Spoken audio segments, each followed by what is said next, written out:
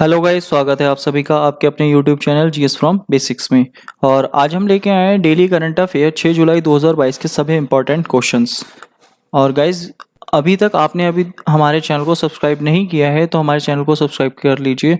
आपको यहाँ पर डेली करंट अफेयर की वीडियोस मिलती रहेंगी और साथ ही साथ आपको यहाँ पर वीकली करंट अफेयर भी अवेलेबल होता रहेगा। तो गाइस, वीडियो अगर अच्छी लगे तो प्लीज़ वीडियो को लाइक और शेयर ज़रूर करें। तो चलिए शुरू करते हैं हमारी आज की वीडियो। तो आज का हमारा पहला क्वेश्चन है, 4 जुलाई 2022 को प्रधानमंत्री नरेंद्र मोदी द्वारा डिजिटल भारत सप्ताह 2022 का शुभारंभ किया गया। तो ये कहाँ पर किया गया है? ये अगर देखा जाए तो ये किया गया है गांधीनगर। तो ऑप्शन सी इसका हमारा राइट आंसर हो जाएगा, गांधीनगर।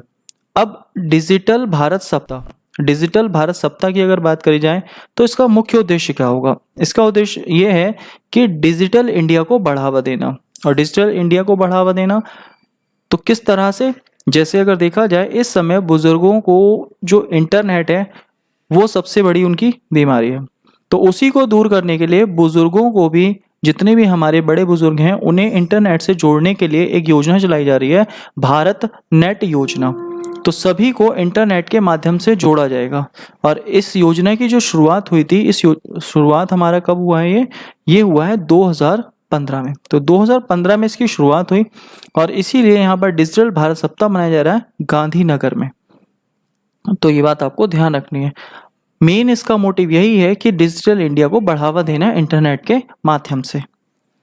नेक्स्ट है हमारा अगला क्वेश्चन, 4 जुलाई 2022 को प्रधानमंत्री नरेंद्र मोदी ने कहां पर स्वतंत्रता सेनानी अल्लूरी सीताराम राजू की 30 फीट ऊंची मूर्ति का अनावरण किया है?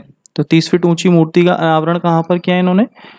तो ये किया है भीमावरम, आंध्र प्रदेश। ऑप्शन ए इसका राइट आंसर है, भीमावरम। अब ये थे कौन? अगर हम इनकी बात करें, अल्लूरी सीताराम राजू, तो ये एक स्वतंत्रता सेनानी थे और 4 जुलाई को इनकी 125वीं जयंती थी।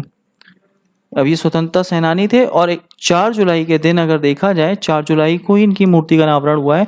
तो 4 जुलाई को इनकी 125वीं जयंती थी और इन्हें जंगल के नायक नाम से भी जाना जाता था, जंगल के नायक। और अगर हम बात करें तो इनकी जो प्रमुख लड़ाई थी पूर्वी घाट पर अंग्रेजों से इन्होंने लड़ाई लड़ी, जिसका नाम था रंपा विद्रोह। उस लड़ाई का नाम था रंपा विद्रोह और इसकी शुरुआत हुई थी सन 1922 में। ये विद्रोह जो शुरू किया था इन्होंने अंग्रेजों के खिलाफ किया था पूर्वी घाट पर, और ये एक स्वतंत्रता सेनानी थे। और इन्हीं की मूर्ति का अभी उद्घाटन किया गया है, कहाँ पर? भीमावरम, आंध्र प्रदेश में। कुछ हमारी और फेमस मूर्तियां हैं, जैसे स्टैचू ऑफ नॉलेज, तो वो है लातूर में। अगर हम बात करें स्टैचू ऑफ इक्वालिटी, तो वो है हैदराबाद में। और अगर हम बात करें स्टैचू ऑफ पीस, पाली राजस्थान में। और स्टैचू ऑफ यूनिटी, तो वो है हमारी गुजरात के केवड़िया में। तो ये भी आपको अन्य मूर्तियां भी याद रखनी है।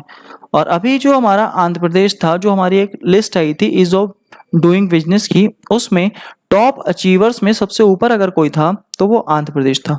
और इस समय अगर देखा जाए तो आंध्र प्रदेश में एक ऑपरेशन भी चलाया जा रहा है, ऑपरेशन परिवर्तन, जो कि गांजे की खेती को रोकने के लिए चलाया जा रहा है।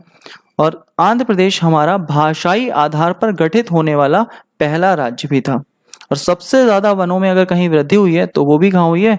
आंध्र प्रदेश में ही हुई है। तो आंध्र प्रदेश से रिलेटेड आपको ये सभी बातें ध्यान रखनी है। नेक्स्ट है हमारा अगला क्वेश्चन, हाल ही में किस राज्य सरकार ने राज्य की महिलाओं के लिए नारी को नमन योजना शुरू की है? तो नारी को नमन योजना किसने शुरू करी है? ये योजना हिमाचल प्रदेश ने शुरू करी है, यानी ऑप्शन बी इसका राइट आंसर है। अब इस योजना में होगा क्या?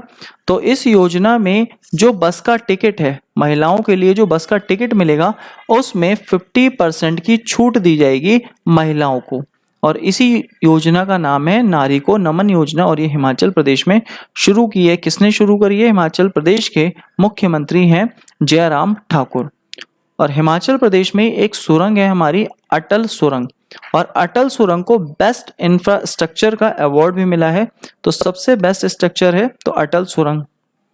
और अगर हम बात करें, अभी हाल ही में हमारा हिमाचल प्रदेश में एक इंडियन पोस्ट पेमेंट बैंक और डाक विभाग ने योजना शुरू की थी आरोहण 4.0, तो वो भी हमारे हिमाचल प्रदेश के शिमला में शुरू हुई थी।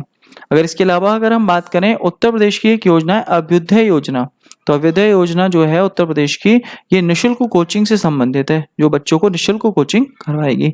हरियाणा की एक योजना है ई अधिगम योजना, तो ई अधिगम योजना जो है वहां पर बच्चों को टैबलेट वगैरह दिए जाएंगे ताकि वो ऑनलाइन पढ़ाई कर सकें।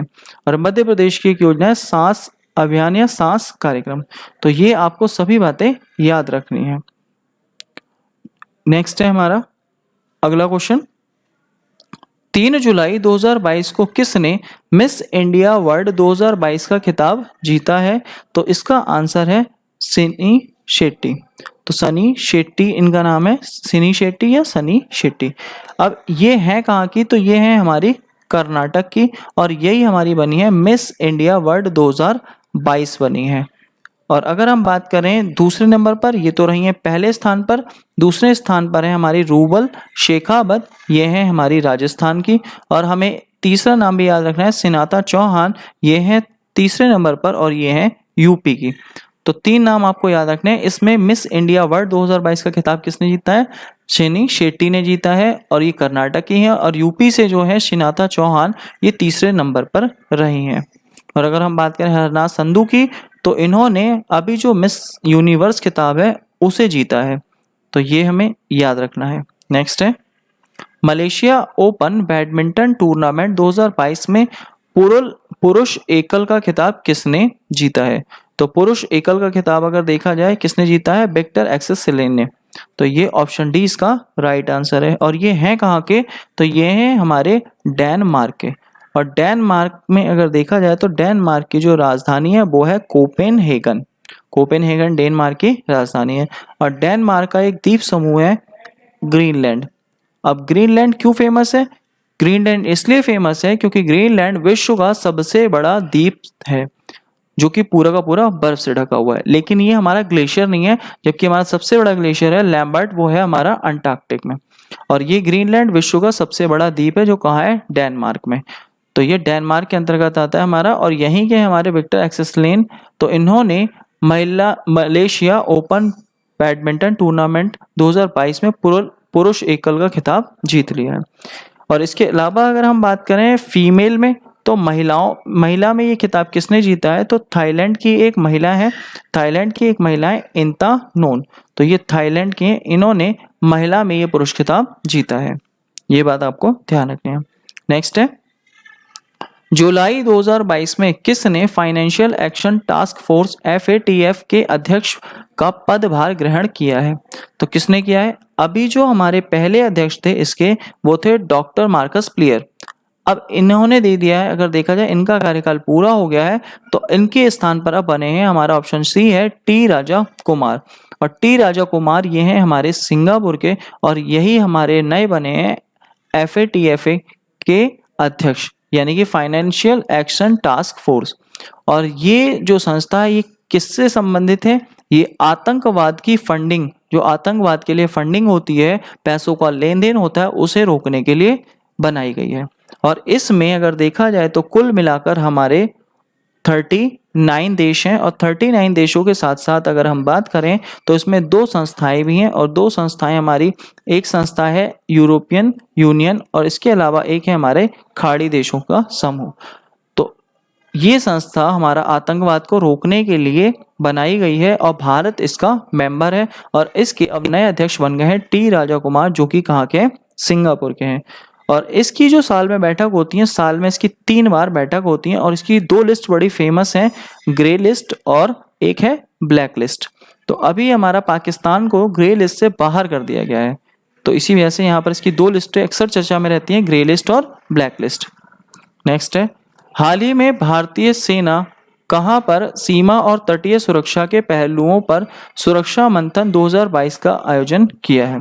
तो कहां किया है? ये किया है हमारा जोधपुर में। ऑप्शन डी इसका हमारा राइट आंसर है, जोधपुर। और जोधपुर में ये जो आयोजन हुआ है, तो ये सुरक्षा मंथन हमारा, अगर देखा जाए इसका नाम है हमारा सुरक्षा मंथन। इस आयोजन का नाम है सुरक्षा मंथन। अब इस सुरक्षा मंथन को अगर देखा जाए, ये किसने किया है, तो ये हमारा एक तो बीएसएफ ने किया है और दूसरा अगर हम बात करें इंडियन कोस्ट गार्ड, तो इन्होंने मिलकर करा है। और यहाँ बीएसएफ के हमारे महानिदेशक हैं पंकज कुमार और हमारे इंडियन कोस्ट गार्ड के हैं वीरेंद्र कुमार पठानिया। तो इन्होंने मिलकर हमारा एक मिशन सुरक्षा मंथन 2022 का आयोजन किया है, जो सुरक्षा पहलुओं पर बात होगी जिसमें। इसके अलावा कुछ प्रमुख ऑपरेशन है, जैसे अगर देखा जाए सुरक्षा कवच, तो सुरक्षा कवच है महाराष्ट्र का। डस्टलिक ये भारत और उज्बेकिस्तान का। वज्र प्रहार भारत तथा यूएसए। मालाबार क्वाड देशों का है। मिलान विशाखापट्टनम में शुरू हुआ है। मित्र शक्ति भारत तथा श्रीलंका के मध्य। संप्रीति और बोंगो सागर भारत तथा बांग्लादेश के मध्य। सिम्पैक्स सिंगापुर, थाईलैंड और भारत के मध्य। गरुड़ शक्ति इंडोनेशिया तथा भारत के मध्य। रिमपैक हमारा सबसे बड़ा नौसैनिक अभ्यास है और ये हमारा हवाई में हो रहा है, जिसमें भारत की तरफ से आईएनएस सतपुड़ा भाग ले रहा है। तो ये आपको याद रखने हैं। नेक्स्ट है ऑपरेशन नारकोस का संबंध किससे है, तो ऑपरेशन नारकोस का संबंध है आपका आरपीएफ से, ना कि नारकोटिक्स से। तो नारकोस का संबंध है आरपीएफ से और आरपीएफ जितने भी मादक पदार्थ और नशीले पदार्थ हैं उन पर रोक लगाने के लिए ऑपरेशन शुरू किया है, ऑपरेशन नारकोस। इसके अलावा आरपीएफ के और भी ऑपरेशन है जो हमने पीछे देखे थे। तो एक तो है हमारा ऑपरेशन तस्करी। तो तस्करी में अगर देखा जाए अवैध रूप से हमारा जो अगर देखा जाए तस्करी को रोकने के लिए एक ऑपरेशन, जो अवैध रूप से तस्करी होती है उसको रोकने के लिए ऑपरेशन शुरू किया गया है, ऑपरेशन आहट। दूसरा हमारा अगर बात करें हम टिकट, तो टिकट की कालाबाजारी जो होती है उस कालाबाजारी को रोकने के लिए ऑपरेशन शुरू किया गया है, उपलब्ध। तीसरा है हमारा, तीसरा अगर हम देखें खोया पाया जो हमारा सामान होता है, उस खोए सामान को, जो खोया सामान होता है उसको वापस के लिए ऑपरेशन अमानत इसकी शुरुआत की है। तो ऑपरेशन आहट, उपलब्ध और अमानत ये हमारा आरपीएफ द्वारा शुरू किया गया है। और एक नया अब शुरू कर दिया इन्होंने, नारकोस नशीले पदार्थों पर रोक लगाने के लिए।